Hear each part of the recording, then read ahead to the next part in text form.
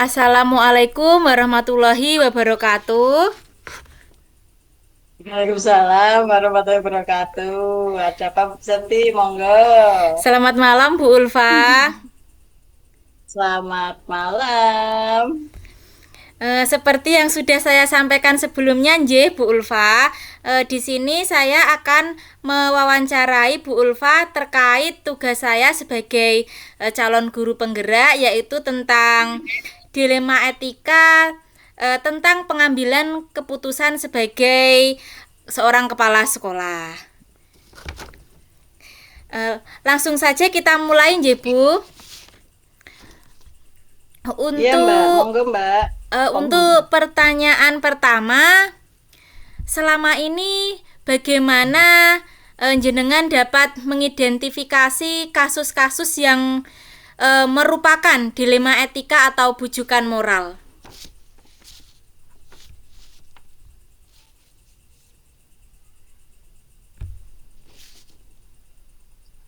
Iya, sebentar, Bu Seti, sebentar. Nggih, nggih, siap Bu.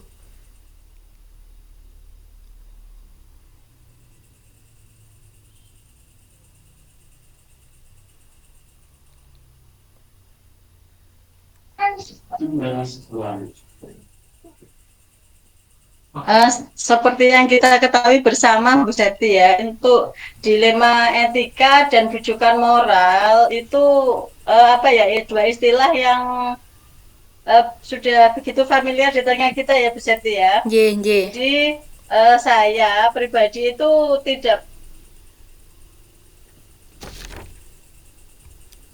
pelajari menyimpulkan terhadap kasus yang terjadi. Jadi dari kesimpulan tersebut akan digunakan sebagai bahan dalam etika maupun bujukan moral. Bisa jadi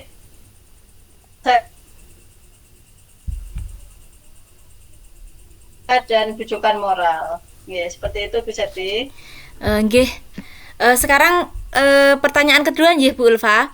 Selama ini Ya, bagaimana ya. jenengan dapat menjalankan pengambilan keputusan di sekolah, terutama untuk kasus-kasus di mana misalnya ada dua kepentingan yang sama-sama benar atau sama-sama mengandung nilai kebajikan.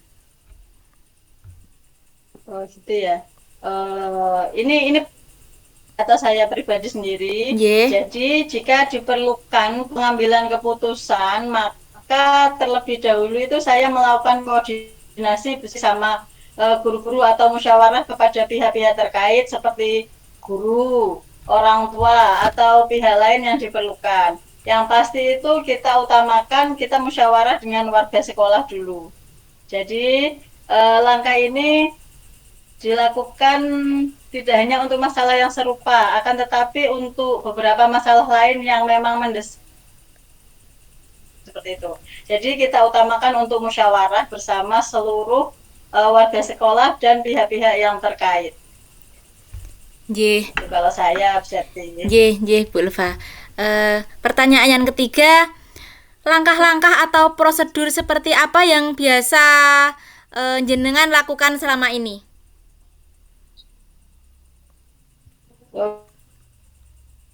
Itu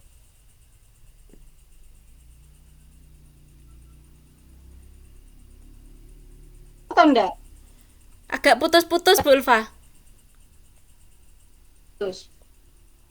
Tapi sekarang sudah dengar. Sampun, sampun. Ya wes. Untuk dalam pengambilan keputusan, terutama yang berkaitan dengan dilema etika maupun bujukan moral di SLB Batokan, itu kalau saya tidak memiliki prosedur yang baku. Jadi saya akan selalu mengusahakan kepada jalan musyawarah mufakat seperti yang saya katakan di awal. Jadi musyawarah mufakat itu adalah hal utama yang akan saya lakukan. Jadi apabila diperlukan, saya juga akan melibatkan komite sekolah, orang tua atau wali, atau cerita bercurah kepada orang yang dipandang lebih kompeten dalam masalah tersebut. Namun demikian, saya tetap mengedepankan skala prioritas Bu Sati. Nggih, nggih. Jadi yang terpenting adalah mengedepankan skala prioritas. Nggih, nggih, nggih, siap Bu. Kemudian hal-hal apa saja yang selama ini Bu Ulfa anggap efektif dalam pengambilan keputusan pada kasus-kasus dilema etika? Yang dianggap efektif. Nggih. Menurut saya itu ada beberapa hal yang selama ini saya anggap efektif dalam pengambilan keputusan pada kasus dilema etika ya. Nggih, nggih. Sebagai contoh, musyawarah dengan beberapa orang atau pihak yang terlibat dalam situasi tersebut. Dalam musyawarah itu kita mengumpulkan fakta-fakta yang relevan yang berkaitan dengan masalah tersebut. Setelah itu dilakukan pertimbangan yang matang, baru kemudian saya mengambil keputusan. Tentunya pada saat diperlukan itu pola pikir kita itu harus jernih. Ibaratnya cara berpikir kita harus jernih, bersih agar keputusan yang diambil itu tepat, tidak salah langkah. Jadi menurut saya cara ini yang mungkin juga efektif untuk pengambilan keputusan selain masalah yang terkait dilema etika maupun rujukan moral. Nggih. Nggih, Bu. Kemudian hal-hal apa saja yang selama ini merupakan tantangan bagi Bu Ulfa dalam mengambil keputusan pada kasus-kasus dilema etika? Sejauh ini selama berapa bulan ya Bu Sati saya? Selama 6 bulan ya. Tantangan yang mungkin saya hadapi itu dalam pengambilan keputusan pada kasus dilema etika adalah ketika berhadapan dengan guru senior yang belum tentu sepaham. Nah, seperti Bu Sati ketahui sendiri, saya di situ ibaratnya pimpinan, tapi usia saya itu lebih junior. Jadi guru-guru kan banyak yang lebih senior daripada saya ya. Nah, itu yang merupakan kasus-kasus berhadapan dengan guru senior yang belum tentu sepaham dan sejalan dengan saya. Tapi sebagai orang baru itu saya mengalami rasa canggung. Yang pertama itu rasa canggung, karena saya sadar bahwa canggung tersebut itu lama kelamaan akan hilang. Namun saya menganggap bahwa di awal kinerja saya sebagai kepala sekolah itu mengatasi rasa canggung tersebut bukan merupakan sesuatu yang mudah, sehingga menurut saya itu membutuhkan waktu, tenaga, pikiran untuk berlatih mengalahkan rasa canggung tersebut. Siap Bu. Kemudian apakah Bu Ulfa memiliki sebuah tata kala atau jadwal tertentu dalam sebuah penyelesaian kasus dilema etika? Apakah langsung menyelesaikannya di tempat, atau memiliki sebuah jadwal untuk menyelesaikannya, atau bentuk atau prosedur seperti apa yang Bu Ulfa jalankan? Kalau saya pribadi untuk tata kala atau jadwal, itu saya tidak memiliki jadwal tertentu, tidak ada jadwal khusus dalam sebuah penyelesaian kasus dilema etika. Jadi saya itu lebih pada menyesuaikan masalah yang terjadi saat itu, Mbak Bu Seti. Apabila masalah tersebut menuntut saya untuk segera diselesaikan, maka saya akan langsung menyelesaikan di tempat pada saat itu juga. Namun tidak jarang juga saya dan mungkin banyak pimpinan yang lain itu juga menjumpai masalah yang penyelesaiannya membutuhkan musyawarah atau bahkan harus yang seperti saya katakan tadi curah atau atau berburu lah, kita mempunyai pengalaman, minta pengalaman orang yang lebih kompeten dalam hal tersebut. Siap Bu Ulfa. Kemudian adakah seseorang atau faktor-faktor apa yang selama ini mempermudah atau membantu Bu Ulfa dalam pengambilan keputusan dalam kasus-kasus dilema etika? Menurut saya pribadi itu faktor yang mempermudah atau membantu saya dalam pengambilan keputusan itu, khususnya adakah seseorang atau faktor-faktor Iya, ada Bu Seti. Itu terutama teman atau orang yang lebih kompeten berpengalaman dalam topik masalah tersebut. Nggih. Apabila menghadapi sebuah masalah, namun saya tidak memiliki pandangan mengenai sosok yang mempermudah tersebut, beliau akan memilih saya akan memilih jalan musyawarah. Ketika teman, maksudnya tadi kan saya akan meminta bantuan kepada teman yang Nggih, berpengalaman nggih, ya. nggih. Ketika jalan itu belum bisa juga, saya akan memilih jalan musyawarah. Jadi karena saya memiliki keyakinan bahwa semakin sering bertemu dengan masalah, maka pengalaman saya akan Makin semakin kaya dan tentunya apa ya, untuk keterampilan pengambilan keputusan juga akan semakin. meningkat. Nah, pengalaman itu yang membuat katanya apa Mbak? Apa ya? Pengalaman yang akan membuat kita akan tentang masalah itu Mbak. Iya, Pengalaman akan semakin kaya. iya. Pengalaman Pengalaman membuat kita pengalaman semakin kaya. Kayak ilmu, Bu ya, Ulfa. kaya mengambil keputusan. Nggih. Sekarang pertanyaan terakhir nggih, Bu. Oh, terakhir ya, Nggih. ada 8 ya. Nggih. Dari semua hal yang telah Bu Ulfa sampaikan, pembelajaran apa yang dapat Bu Ulfa petik dari pengalaman Bu Ulfa mengambil keputusan dilema etika? Dari apa ya, pembelajaran Nggih, yang dapat dipetik. nggih, Itu salah satu pembelajaran tersebut yaitu bahwa setiap pengambilan keputusan penting ya terutama, nggih, itu untuk dilakukan musyawarah. Harus dilakukan musyawarah baik dalam lingkup kecil maupun pada lingkup yang luas. Jadi kita utamakan musyawarah mufakat. Karena kita di sini itu bukan apalagi di lembaga, kita itu kerjanya tim, nggih, bukan kerja sendiri ya. nggih, Jadi musyawarah itu harus kita utamakan dalam pengambilan keputusan. nggih. Ya, seperti itu, Bu Seti. Nggih, Bu Ulfa. Pertanyaannya sudah semua nggih, Bu Ulfa. Saya Ya. mengucapkan banyak-banyak terima kasih kepada Bu Ulfa. Ngapunten sudah mengganggu waktu Bu Ulfa. Tidak apa. Semoga Bu Ulfa tidak lelah mendidik kami Tidak. yang masih Wah. seperti ini, Bu Ulfa nggih. Terima kasih banyak Bu Ulfa. Wassalamualaikum warahmatullahi wabarakatuh. Iya, semangat. Iya, Nggih. semangat. Bu Seti, semoga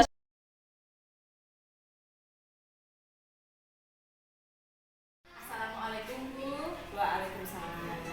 Bu, seperti yang sudah saya sampaikan sebelumnya nggih Bu di sini saya akan mewawancarai jenengan nggih terkait tugas saya sebagai calon guru pembela yaitu tentang dilema etika pengambilan keputusan sebagai seorang kepala sekolah.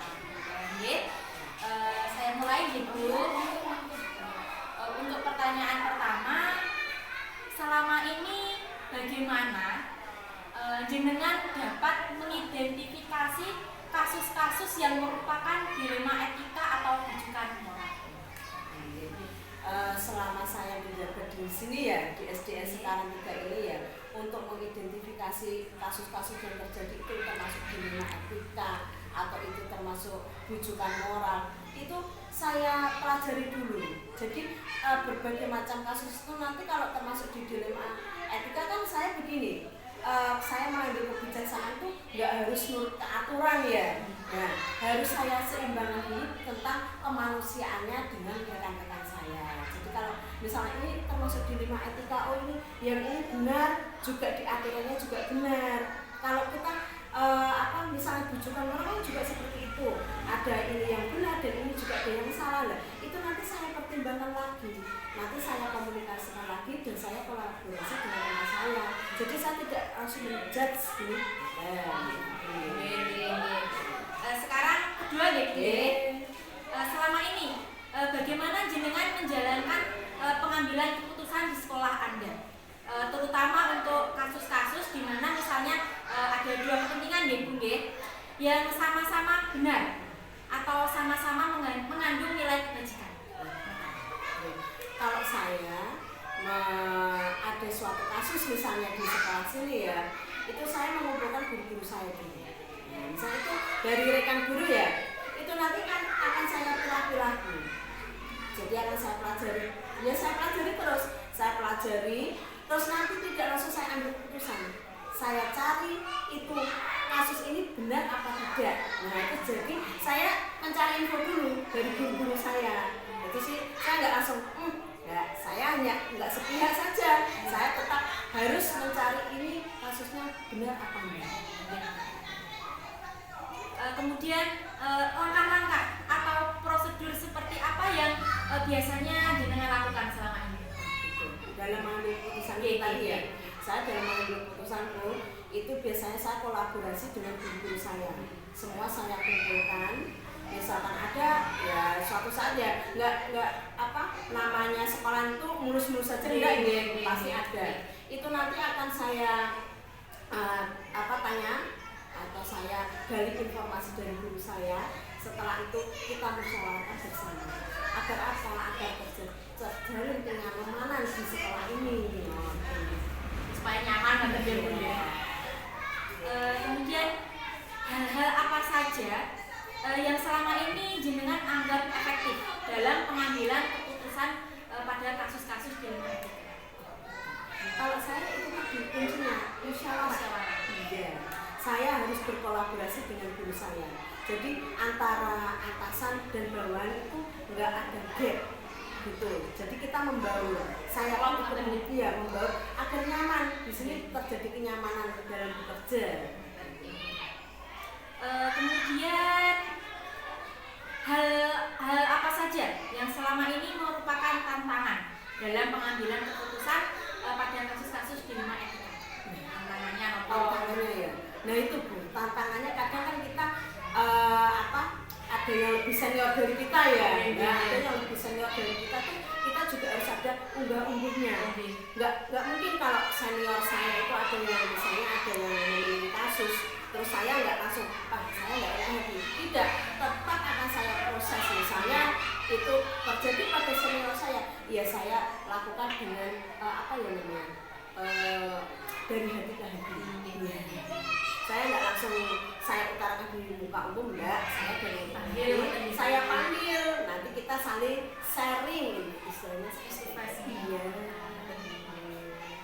Kemudian apakah jenengan memiliki sebuah tata kelola atau jadwal tertentu dalam sebuah penyelesaian kasus di lingkungan etika? Apakah jenengan langsung menyelesaikannya di tempat atau memiliki jadwal untuk menyelesaikannya? Atau bentuk atau prosedur seperti apa yang biasanya jenengan jalankan? Kalau misalnya terjadi langsung suatu kasus ya, itu ya harus saya telusuri. Saya gitu, saya cari kebenarannya, lalu saya ambil keputusan. Dan itu biasanya di suatu misalnya akhir minggu lah ya, akhir minggu. Itu nanti biasanya ada seperti kayak kakak Gemini gitu ya. Itu nanti saya sampaikan di situ. Saya ulas misalnya terjadi seperti ini, kita evaluasi bersama. Jadi nanti kedepannya kita itu sekolah bisa tetap harmonis, tidak ada kesalahpahaman. Jadi pas rapat pas rapat atau enggak, kadang juga enggak rapat enggak apa-apa. Nanti kalau kita misalnya ngumpul bareng, itu nanti saling sharing. Saya tanya misalnya, ini gini-gini, anak misalnya ada kasus anakku begini, mari kita pelajari, kita evaluasi bersama. Kemudian, adakah seseorang atau faktor-faktor apa yang selama ini mempermudah atau membantu Anda?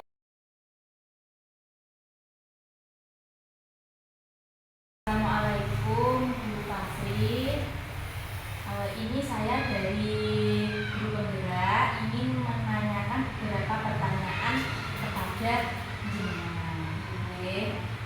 Untuk pertanyaan yang pertama, selama ini bagaimana Anda dapat mengidentifikasi kasus-kasus yang merupakan dilema etika atau bujukan moral? Saya akan mengenali apakah kasus tersebut merupakan dilema etika atau bujukan moral. Menguji benar melawan benar ataukah benar melawan salah. Apabila benar melawan benar, berarti kasus tersebut merupakan dilema etika. Namun apabila kasus tersebut benar melawan salah,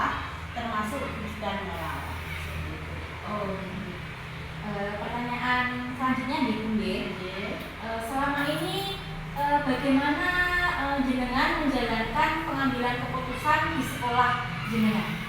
Terutama untuk kasus-kasus di mana misalnya ada dua kepentingan yang sama-sama benar atau sama-sama mengandung nilai kebajikan. Ya, saya melakukan konsultasi dan berkolaborasi dengan guru, terutama guru senior dan warga sekolah agar pengambilan keputusan tersebut sesuai dengan harapan dan kondisi pembelajaran di sekolah menjadi kondusif. Melakukan prosedur mulai dari identifikasi tujuan, mengumpulkan fakta, sampai memilih alternatif, sampai dengan evaluasi.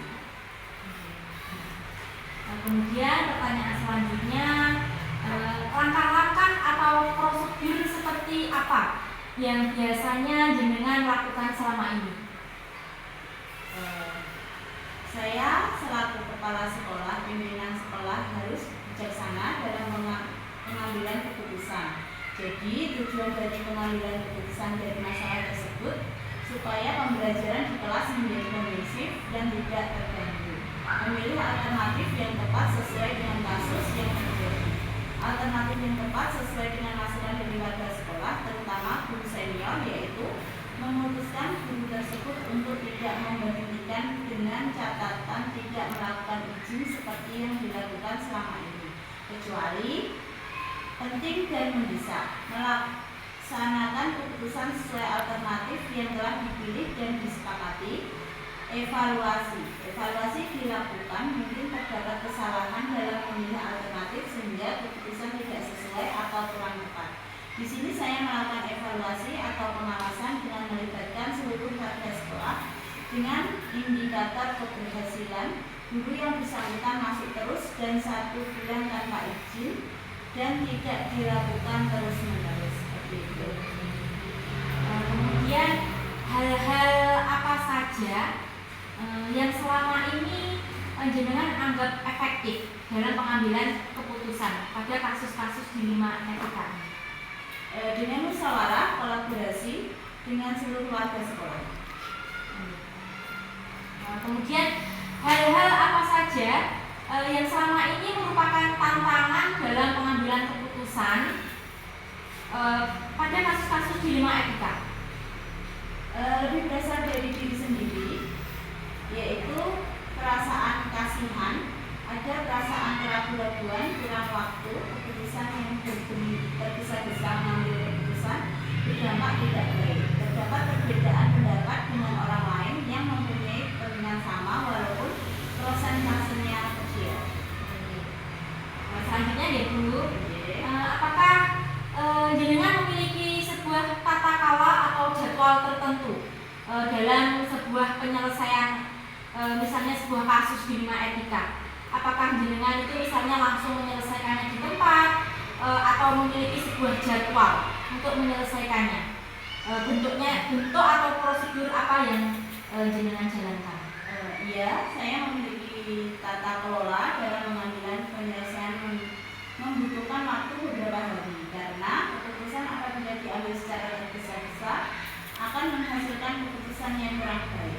Mengidentifikasi tujuan pengambilan keputusan, mengumpulkan informasi atau fakta-fakta yang terjadi opini warga sekolah, mengumpulkan alternatif yang disetujui oleh guru dan warga sekolah, memilih alternatif yang tepat sesuai kasus yang terjadi, melaksanakan keputusan sesuai alternatif yang telah dipilih dan disepakati, evaluasi dilakukan mungkin terdapat kesalahan dalam memilih alternatif sehingga keputusan tidak sesuai dan kurang tepat.